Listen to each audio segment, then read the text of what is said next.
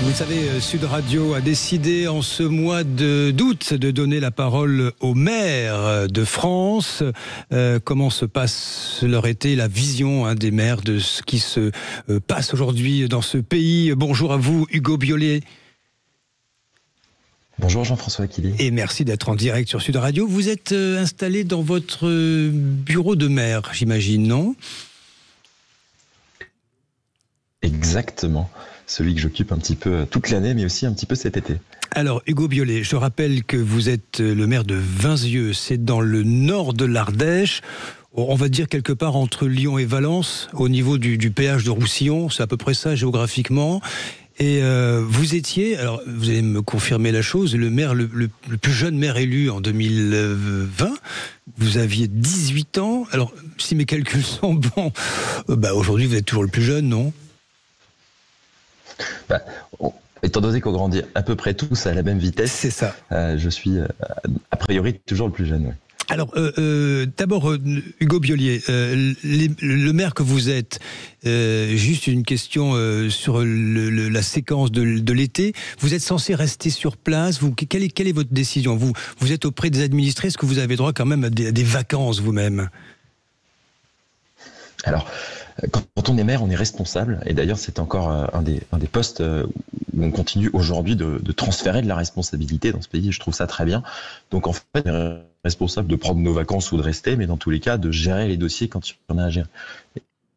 Et pour moi, l'été, en tout cas cet été, c'est l'occasion à la fois de gérer des travaux, parce qu'il y a un certain nombre de travaux qui sont en train de se conclure dans la commune, mais aussi de gérer tous les dossiers, parce qu'on a beaucoup de choses à faire, il y a beaucoup de normes qui viennent s'empiler et qui nous demandent un petit peu de boulot, et aussi des demandes diverses et variées d'habitants, et donc on est là pour gérer un petit peu tout ça l'été. Oui, c'est un peu le leitmotiv, et pour cause, notamment du président de l'Association des maires de France, David Lisnard, sur cet empilement de règlements, de normes auxquelles il faut faire face. Vous devez vous mettre à niveau en permanence, ce qui n'est pas simple, j'imagine.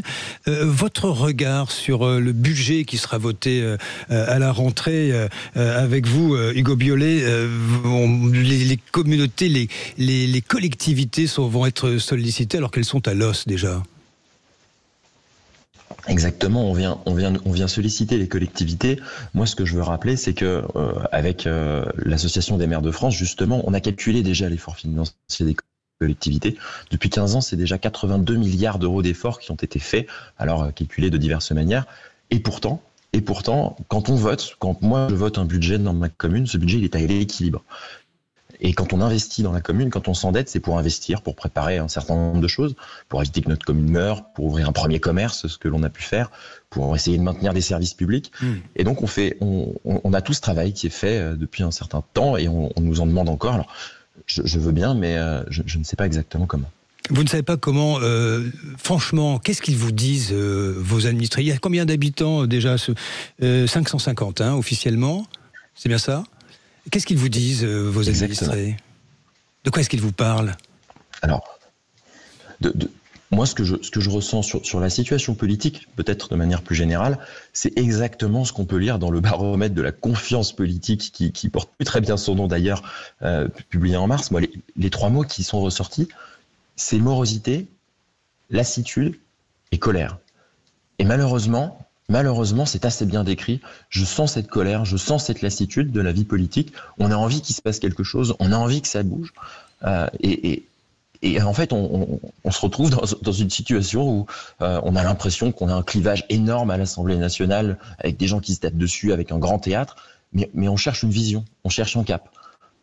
Alors à côté de ça, et peut-être assez heureusement aussi, moi, mon boulot, et ce que plein de maires, et notamment plein de maires de petites communes, font aujourd'hui en France, c'est essayer de créer de l'espoir, c'est essayer de créer du vivre ensemble, c'est essayer de monter des projets, d'aller au bout.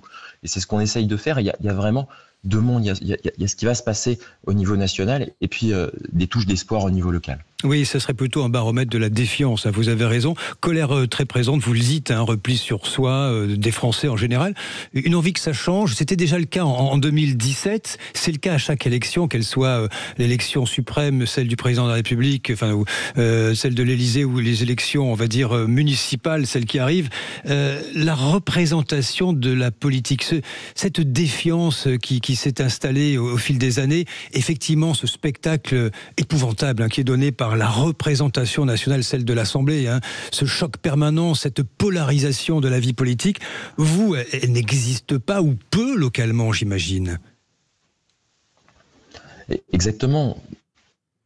Moi, la liaison n'est pas nationale à l'écoute du village. C'est-à-dire que oui, la liaison n'est pas très bonne, mais on vous entend, ça y est, voilà. Très bien. Ce que je disais, c'est que j'invite l'Assemblée nationale à venir voir ce qui se fait à Vinzieux, mais ce qui se fait aussi dans beaucoup d'autres villages. Moi, dans mon conseil municipal, on fait de la politique, mais en fait, je n'ai rien à faire de savoir dans le conseil municipal si les gens sont plutôt à gauche, au centre, à droite. C'est pas notre sujet. On construit, on prend un projet, on construit une vision, on fait quelque chose ensemble. Et puis derrière, ça donne des résultats pour le village. Et tout ça est beaucoup plus apprécié. Et c'est la manière dont on fonctionne aujourd'hui dans les petits villages. On crée du consensus et on construit des choses ensemble. Ça fonctionne plutôt bien quand il faut... Vous savez, Vinzieux, c'est un village qui aurait dû devenir un village dortoir. Et on est parti de ce constat-là et on est venu monter un certain nombre de projets autour de ça. Réouvrir un premier commerce alors que ça faisait 50 ans qu'on n'avait plus de commerce. Travailler sur la vie associative, etc., etc. Et quand on fait tout ça, on n'est pas en train de se taper dessus, on est en train de se demander mais comment on va faire pour que Vinzieux puisse progresser, puisse se préparer au sujet d'avenir. Oui, si vous le permettez, Hugo Biolay, c'est très intéressant ce que vous nous dites parce que vous nous faites part de ces préoccupations des Français. Vous savez, c'est ce monde réel, celui que nous vivons au quotidien dans les communes, qu'elles soient de petite taille comme la vôtre ou que ce soit des grandes villes de France. Il y a des préoccupations partagées. Hugo Biolay, c'est vrai qu'il y a cette espèce d'incompréhension désormais entre le débat politique qui agite la communauté nationale, les médias à Paris et la réalité de terrain aujourd'hui. J'ai envie de vous poser une question. Les maires que vous êtes, franchement, pour vous, vous avez été élu à 18 ans. Quelle était l'idée? C'était une sorte de vocation, d'envie de faire de la politique, mais quelle est la gratification à la sortie? Alors, la gratification, alors déjà on fait ça ni pour l'argent ni pour la gloire en fait. C'est une passion et en fait c'est tellement beau de voir un village qui vit, de voir des gens qui se parlent dans un village, de voir des projets qui arrivent. Quand on a réussi à rouvrir un premier commerce dans la commune, j'en parlais à l'instant, qu'on avait plus de 500 personnes sur la place du village pour venir fêter ça et pour essayer de se retrouver et qu'on arrive à recréer des liens entre des gens, je trouve ça assez extraordinaire.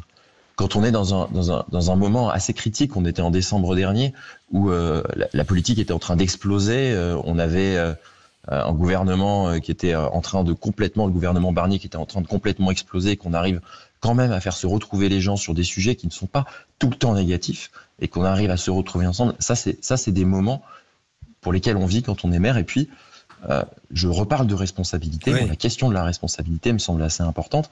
Je trouve que c'est très bien qu'on ait encore des espaces de responsabilité aujourd'hui qui ne soient pas uniquement hyper centralisés et qui reposent uniquement sur les épaules d'un seul. Et donc je trouve aussi très important que l'on ait tout ça dans la plus petite maille de nos territoires. J'imagine que vous avez l'œil sur le budget de la rentrée. Nous évoquions les collectivités qui vont être mises à contribution comme tout le reste, mais il n'y a pas vraiment de travail structurel qui est fait sur l'État, sur le train de vie de l'État, sur le coût de fonctionnement. Franchement, vous avez combien d'interlocuteurs dès que vous voulez prendre la moindre décision? Il y a trop de monde face à vous. Vous parliez d'empilement des normes tout à l'heure. On a beaucoup de monde. En fait, c'est extrêmement variable le nombre d'interlocuteurs. Oui. On a quand même la chance, et moi, c'est ce que j'aimerais. On a un État local qui fait déjà beaucoup et qui pourrait faire plus. Nous, on a un interlocuteur, les maires, qui s'appelle le sous-préfet, bien souvent, et qui bien souvent, eux aussi, manquent de moyens à un échelon local. Et si on veut décentraliser la France, il faut aussi qu'on la déconcentre. Il faut aussi qu'on permette à l'État de prendre des décisions ou d'avoir la main dans les territoires. Et aujourd'hui, si on veut recentrer les interlocuteurs, il faut qu'on le recentre sur ce binôme maire-préfet, maire-sous-préfet, pour qu'on évite d'avoir 12 agences, 12 offices qui viennent, qui disent et qui parfois se contredisent. Hugo Biolay, le statut des élus, le salaire des maires est dérisoire. Il faut vraiment faut vraiment en vouloir pour se faire élire aujourd'hui. Hein. Vous êtes exposé à la responsabilité pénale sur votre commune et le salaire est misérable. Il faut le dire. Ah mais moi, effectivement, maire de Vinzieux, c'est dans des petites communes. Moi, je suis largement en dessous du seuil de pauvreté. C'est 750 € d'indemnité. C'est ça. Et cette indemnité, elle ne permet pas de vivre. Elle permet de rembourser une partie des frais de mandat. Mais en réalité, comme beaucoup de gens qui sont des contributeurs en fait à la vie de la cité, à la vie de la société, on peut parler de plein d'autres métiers. Je pense aux gens qui bossent dans les hôpitaux, mais je pense aussi aux agriculteurs. On a vraiment ce sujet-là qui amène des crises de vocation, qui amène des difficultés dans l'exercice. Donc, pour ces raisons-là, aller bosser sur le statut de l'élu, même si ça fait longtemps qu'on dit qu'on va le faire et c'est encore toujours extrêmement flou, c'est hyper important. Ouais. Quelle est allez-y. Le serpent de mer n'est pas complètement terminé parce qu'on dit que c'est une priorité, mais on n'accélère pas du tout le texte à l'Assemblée nationale comme c'est fait pour énormément de textes, donc pour le moment c'est encore dans les cartons. Alors vous avez un tiers de la commune occupé par des forêts, il m'a été dit. J'imagine que vous devez avoir la main également sur la gestion des sols, le réchauffement climatique, avec des épisodes à répétition, vous n'y échappez pas, je suppose aussi, qui imposent des changements de gestion.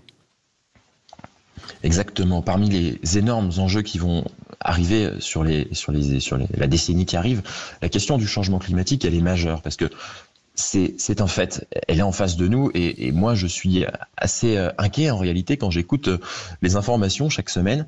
On a un incendie à tel endroit, on a un orage de grêle, on a une inondation, etc., etc. Tout ça, ça vient toucher les territoires, ça vient toucher nos collectivités. À Vinzieux, depuis le début du mandat, on a déjà eu le droit à des épisodes cévenols, des inondations, des incendies, qui demandent de s'adapter, qui créent des risques pour nos administrés, qui créent des dépenses assez énormes aussi pour essayer de réparer. Et tout ça va nous demander de nous adapter. Avec quels moyens, je ne sais pas exactement. Va demander d'adapter nos moyens de secours également, et puis d'anticiper. C'est pour ça que cette question du changement climatique, on en parle énormément aujourd'hui dans les médias. Moi, je la vois vraiment sous ce prisme-là, ça vient déjà impacter énormément nos vies. Et j'entendais cet agriculteur, producteur de Mirabelle sur vos antennes tout à l'heure, qui craignait de la météo.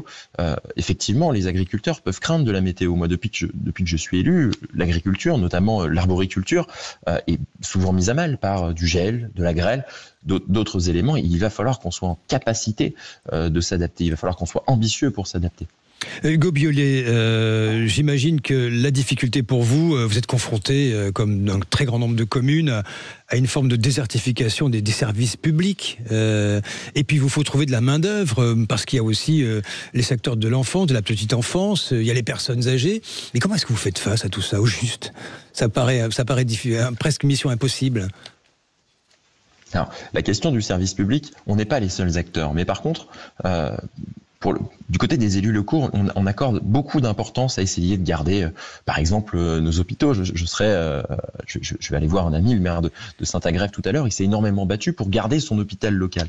Et heureusement qu'on a des gens comme lui, parce que, en fait, mon sentiment un peu global sur la question du service public, c'est que si on confiait la gestion de la France à uniquement des grands experts financiers, on viendrait fermer nos campagnes parce que ça coûte trop cher. Et nous, élus locaux, on vient dire non, c'est hyper important. On a besoin de diversité, on a le droit d'habiter dans cette France-là. Cette France-là, elle est riche, elle apporte énormément de choses.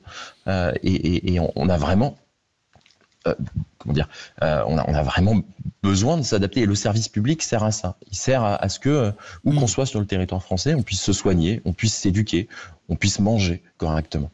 Hugo Biolay, je ne sais pas si vous pouvez répondre à cette question, parce que peut-être vous voulez en informer vos administrés, mais vous avez 24 ans aujourd'hui. J'imagine que le jeune maire que vous êtes, toujours, souhaite un deuxième mandat pour poursuivre son action. Parce qu'il y a les élections municipales qui arrivent l'année prochaine. Vous avez le droit de botter en touche, je vous rassure tout de suite.